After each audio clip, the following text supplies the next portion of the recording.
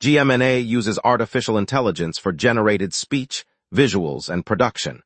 AI-generated content may contain errors. Please verify important information before making decisions or taking action. Good night, Montreal. More than 200 performers filled Rachel Street this afternoon as the city marked Quebec's national holiday with its annual parade. Athletes from local sports teams rode alongside dancers, clowns, senior citizens on mopeds, and a colorful array of visual artists. The procession wound through the Plateau Montreal corridor, drawing crowds of onlookers who waved flags and cheered the eclectic lineup. Organizers highlighted the mix of tradition and contemporary flair, noting that the inclusion of senior moped riders adds a humorous nod to the province's love of mobility. The event, scheduled for Wednesday, is part of a long-standing celebration that showcases the province's cultural diversity and community spirit.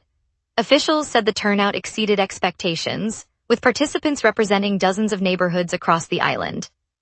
Spectators reported a festive atmosphere, with street musicians joining the march and local vendors offering pastries near the finish line. City crews rolled out bright fleur-de-lis banners, flags, and ground stencils across Montreal this morning, turning main arteries, park walkways, and downtown plazas into a sea of the iconic symbol. The decorations, placed by municipal workers in the Plateau, Myland, Verdun, and around the Bell Center, mark the national holiday and continue a tradition that has lit the streets every Canada Day for years. Residents spotted the red lilies on the St. Laurent Boulevard traffic lights, at the foot of Mount Royal, and fluttering from lampposts near the Old Port. The city says the festive display is meant to unite Francophone and Anglophone neighborhoods in a shared celebration. As crowds gather for concerts on the waterfront and fireworks later tonight, the fleur-de-lis will be a vivid backdrop to the festivities. An urgent appeal has been lodged by the Montreal Historical Society, urging Mayor Sorja Martinez-Ferrada to arrange the return of the Samuel de Champlain bronze that was recently removed in Ontario after being toppled by protesters. The Society argues that the Explorers Monument, a long-standing fixture on the city's waterfront, belongs in Montreal's public heritage and should be restored to its original pedestal near the Old Port. Officials in Ontario confirmed the statue was taken down last week amid heated debates over colonial symbols. The historical group says repatriating the work would demonstrate respect for shared history while allowing Montreal to decide its future placement. The mayor's office has not yet issued a response, but the request adds pressure to a broader provincial conversation about public monuments. City council members are expected to review the proposal in the coming weeks. Today, a Montreal couple tried to save on a flight by rebooking with Air Canada after spotting a 25% discount. The airline system recalculated the fare in real time, raising the base price enough that the new tickets cost a few dollars more than the original purchase. Pricing analysts say the episode illustrates how dynamic pricing can erase advertised savings, leaving travelers paying higher amounts despite promotional offers.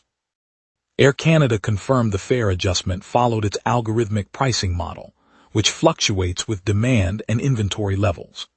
Consumer advocacy groups are urging regulators to require clearer disclosure of how discounts interact with real-time pricing. The couple's experience adds to growing calls for airlines to make fare calculations more transparent, so shoppers can understand whether a sale truly lowers the total cost. Today, historian Genevieve Pronavos detailed the origins of the island's earliest thoroughfares, tracing the layout back to a 17th-century plan by Sulpician missionary François Dollier de Casson. Pronavos explained that Dollier de Casson devised an orthogonal grid of 7 initial streets to streamline movement toward the site of the future Notre Dame Church. The plan, implemented under the Sulpicians' oversight, established straight, intersecting avenues that still define the historic core. By aligning the streets with the planned ecclesiastical center, the early designers aimed to facilitate both parishioner access and orderly expansion. Pronavos' research underscores how that modest 7-street framework laid the groundwork for the broader city pattern that evolved over centuries. Those original avenues correspond to present-day Rue Saint-Paul, Rue Saint-Jacques, Rue Saint-Pierre, and Rue Saint-Laurent, forming the backbone of the historic district.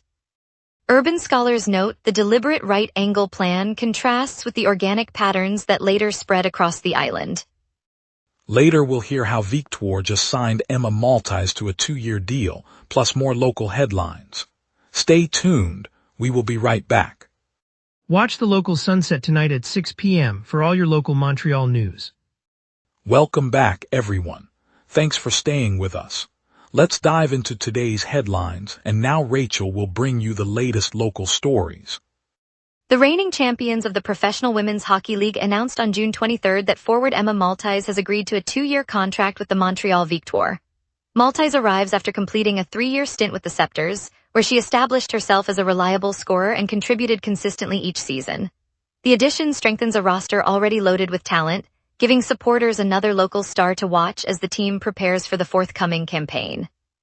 Team officials noted that securing Maltais reflects a clear intent to maintain the competitive edge that delivered last season's championship. The 2-year deal will keep her on the Victoire roster through the next 2 campaigns. For followers of the league, the move underscores the Victoire strategy of blending experienced players with emerging talent, a formula that helped them capture the title in the most recent season. An ex-military member from Quebec has entered a guilty plea on 7 of 11 counts involving illegal firearms and controlled substances. The plea, entered on June 23rd, follows his 2025 arrest during a Royal Canadian Mounted Police investigation into violent extremism.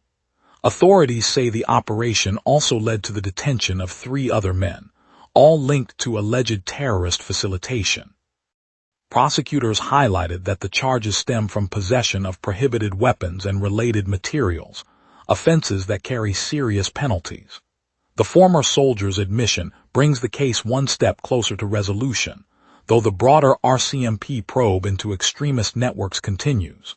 The 3 associates remain in custody pending hearings, and each faces a slate of accusations. The RCMP said the broader inquiry will continue to assess any threats to safety. An English-language debate scheduled for June 23rd as a prelude to the fall 2026 provincial election has been cancelled after 2 of the 5 major party leaders announced they would not take part. Organizers had hoped the forum would give voters a chance to compare platforms in a single bilingual province, but the refusal of the leaders of the Parti Québécois and the coalition Avenir Québec left the event without the required representation to proceed. With half of the recognized parties now absent, the commission overseeing the debate said it could not meet the criteria set for a meaningful contest.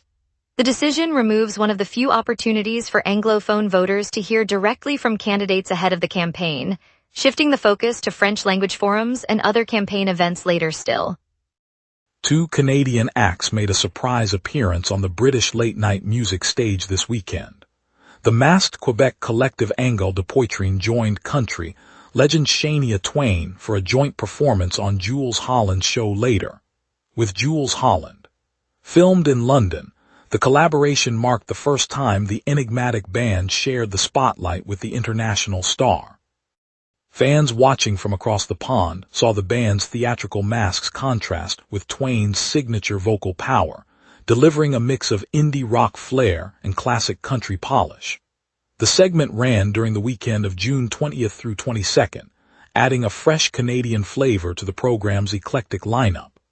Viewers at home caught a glimpse of the duo's chemistry, hinting at possible future projects between the masked group and the seasoned songwriter.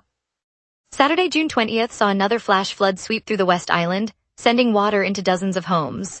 City officials confirmed this marks the 4th time homes have been inundated since 2017. In response, the municipality is moving forward with a suite of flood mitigation projects, including the creation of sponge parks designed to absorb excess runoff and the construction of retention basins to hold water temporarily. Engineers will prioritize low-lying neighborhoods that have borne the brunt of recent storms. The plan is part of a broader effort by West Island councils to shift from reactive cleanup to long-term resilience, aiming to reduce property damage and disruption for residents. Funding discussions are underway, and officials say the new infrastructure could be operational within the next few years. The initiative reflects growing concern among homeowners about climate-related risks. Now let's turn to the forecast and see what tonight's skies have in store. A deepening western jet fuels a high-pressure ridge, locking clear skies over Montreal through tonight. On this date, the city once sweltered to 35.6 degrees Celsius in 2025, a peak that rode the tail of an unprecedented heat wave across the province. Conversely, the coldest June 24 on record fell to 11.5 degrees in 2016, when a polar vortex nudged unusually frigid air into the region. Normal climatology for late June hovers around 27 degrees high and 16 degrees low, so today's 26-degree peak feels comfortably near average, while the overnight low of 16 aligns with the norm. The live radar screen is completely empty, with no echoes across southern Quebec or the St. Lawrence corridor. A high-pressure ridge anchored over eastern Canada, reinforced by the fast westward jet at 549 hectopascals, suppresses lift and stalls any moisture. With the ridge persisting, any lingering showers have already dissipated, and none are expected to develop before sunrise. I now turn to tonight's outlook. At 11, Montreal rests under a clear sky with 20 degrees, humidity 37%, and a west wind at 13 kilometers per hour. A high-pressure ridge is building, pressure rising, and it will dominate the night, keeping clouds at bay and temperatures steady. Overhead, the jet stream speeds westward at 141 kilometers per hour, anchoring the ridge and steering any disturbances far north. Daytime heating will be modest, lifting the high to 26 degrees and the low to 16 as sunset occurs around 8:46.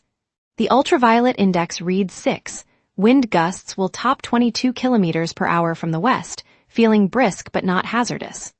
No weather alerts are active, so residents can expect a calm night and a largely cloud-free tomorrow. Thursday ushers a cloud-laden day with a high of 25 degrees and a low of 16. The jet stream begins to dip, allowing a slow frontal boundary to slide eastward, bringing about 40% chance of rain by mid-afternoon. Friday, the ridge weakens further, and the frontal zone settles over the area. Clouds thicken, and the probability of precipitation climbs to 65%, though temperatures stay near 21 with the same low. Saturday, the system clears as high pressure reasserts itself, delivering a bright sky and a comfortable high of 25, low 16. Sunday remains largely clear, matching Saturday's temperatures and offering another pleasant day. Monday sees a modest warm-up, with a high of 27 and a low of 18, while mid-level clouds drift in, keeping the sky mostly cloudy but dry. And that's your weather. Remember, the wrap is also available as a podcast. Listen anytime on Spotify or wherever you get your podcasts. Up next, traffic updates, tonight's live music lineup, a quick check on our hockey stars in the Chamber Spotlight. We will be right back. Watch the local sunset tonight at 6 p.m. for all your local Montreal news. And now here's Jason with sports. Big honors for two Canadiens icons making headlines across Montreal. Canadiens forward Brendan Gallagher is set to receive one of Montreal's highest civic distinctions.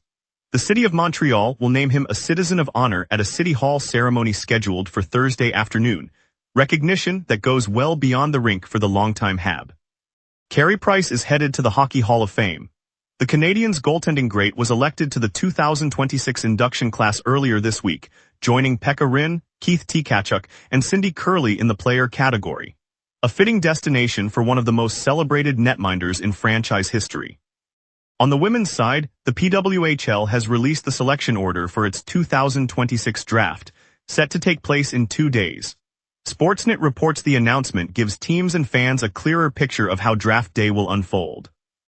At City Hall on a bright spring afternoon, the council chamber filled with the hum of anticipation as Mayor Valerie Plante and a small crowd of community leaders prepared to honor a familiar face from the Bell Center. Brendan Gallagher, the beloved forward whose grit on the ice mirrors the city's own resilience, stepped forward in a simple black jacket, his smile as steady as the rhythm of a downtown tram. The mayor presented a parchment framed in copper, the seal of Montreal gleaming, while a young fan in a Canadiens jersey held up a handwritten note that read, "Thank you for fighting for us." The moment Gallagher took the certificate, a hush fell over the room before it burst into applause, the sound echoing the cheers that follow every home ice victory. He spoke quietly, thanking the city that raised him, promising to give back through youth hockey programs and community outreach. In that shared breath, the city saw the power of sport to bind neighbors and inspire the next generation. Montreal will continue to celebrate the spirit that brings us together. On a bright Saturday morning at the historic Roland Drapeau-inspired courts of Parc Jean Drapeau, City officials and Tennis Canada executives gathered to unveil plans for a new stadium that will sit at the heart of Montreal's tennis renaissance. The site, currently a modest practice facility, will soon host a sleek, 24,000-seat arena capped with a state-of-the-art retractable roof, allowing play rain or shine. The announcement was punctuated by a demonstration, a young local player, 12-year-old Amelie, rallying against a seasoned coach while a crane lifted the first steel truss into place. The glint of fresh metal against the sunrise gave a tangible sense of the future that will soon host world-class matches.